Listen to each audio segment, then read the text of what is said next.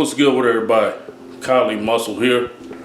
And I just want to talk to y'all a little today about the life of crime. You know, for a lot of those of you that don't know me, I have my life story on YouTube. It's at about 28 billion views. Monster, the Kylie Muscle story.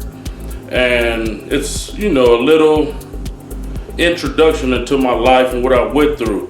But I just want to talk to the youngsters and the older cats today about the life of crime. You know what I mean? As y'all know or may not know, I went to college. You know what I mean? And so when things got tough, I resorted to what I knew from the streets. You know, before I went to college, I was just, you know, when I think about it, I was doing little crimes like stealing stuff from stores, stuff like that, going into GNC, getting vitamins, putting them in my pockets, you know, stuff like that. You know, and so that built up to something bigger. And so my second year of college, I was a sophomore, I went and did a robbery, you know what I mean? And so ended up getting caught for it and ended up doing 7 straight years for it. First case ever in my life. Never been to juvenile hall, none of that.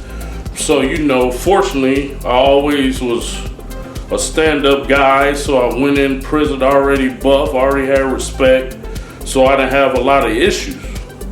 You know what I mean? But it just, the thing with going to prison, you know, and a lot of you guys wouldn't last, babe.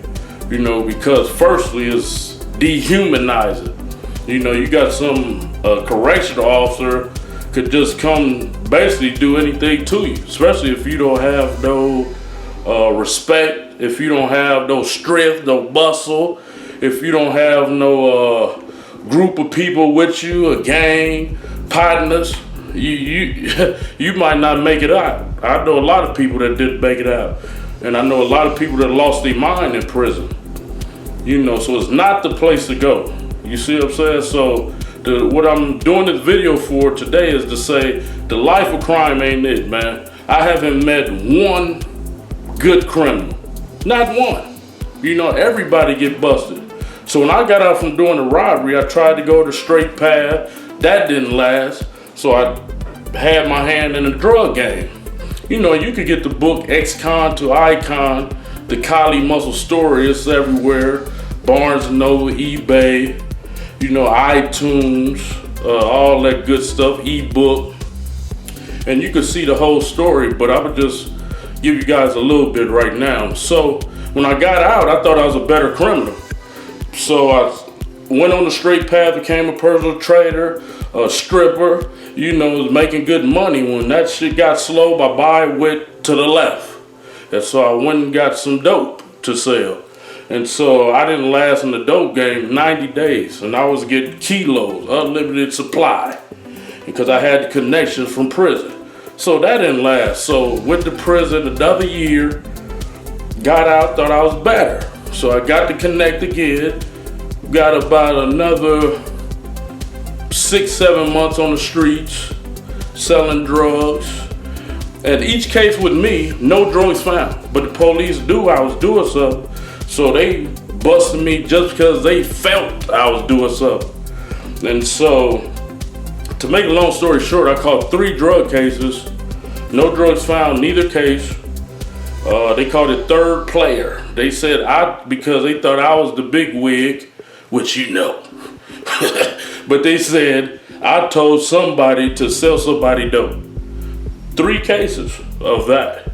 And so my last case, which I gave up selling dope, I called myself becoming a pimp. Call me swole pimping, always tripping, dipping in the bitch pocket, going to the top like a skyrocket. All I'm gonna do is dress, rest, and finesse. I'm gonna let a hoe do the rest. All I want is a big body Benz, the house to put it in, and the least amount of friends. You know what I'm saying? That's some of the pimp slogan that I was talking. So I gave a run at that about a year and a half, almost 2 years. That's the longest I had stayed out at that time. But once I decided that got too slow. I tried to get back in the drug game, the heroin game this time. It wasn't a week. Police, like they had a tracking device, so we got on me, had a high-speed chase, got away, ended up doing 16 months on that. You know, so what my point is, there's no good criminals. So what I advise is you define your gift. You know what I mean? Like me, at that point when I got out at 16 months, I started cutting hair, I started back personal training. Then from there, met my wife, moved to Los Angeles, the rest is history. I'm here today talking to y'all. And so, life of crime ain't it, man. You know what I mean? Patience is a virtue. Like me, when I was in college, I look back and like, I could have waited. I asked a few people, they denied me. But you gotta sit down at times, you know what I mean? Sit down. If you don't feel that something's right, don't do it. Don't be a follower. I never was a follower. I did everything. All my cases was my cases. I didn't have co-defendants, none of that. You know what I'm saying? And so don't be a follower. Get you a couple of jobs, man. There's a lot of ways to make money now with this internet stuff. Like me, nobody helped me with nothing. Bodybuilding, I Googled how to be a competitive bodybuilder. I Googled how to be an actor. I mean, there's no reason for nobody truthfully to do crime. It's just being greedy nowadays or thinking you gonna get away. There's no good criminals. I'm here to tell you, look at the prisons and all the big shots, big ballers was out for doing their thing 2-3 years and got 35 years. You know, so it ain't worth it, man. So stick to your guns, get you a few jobs if you got to, and if you got to, collect you some cans, some cardboard, do whatever you gotta do, because when you're on the streets, you can make things happen. You know what I mean? So stay strong, stay out of that crime life, and go to the top. Why am I always flexing? Cut the damn camera, man.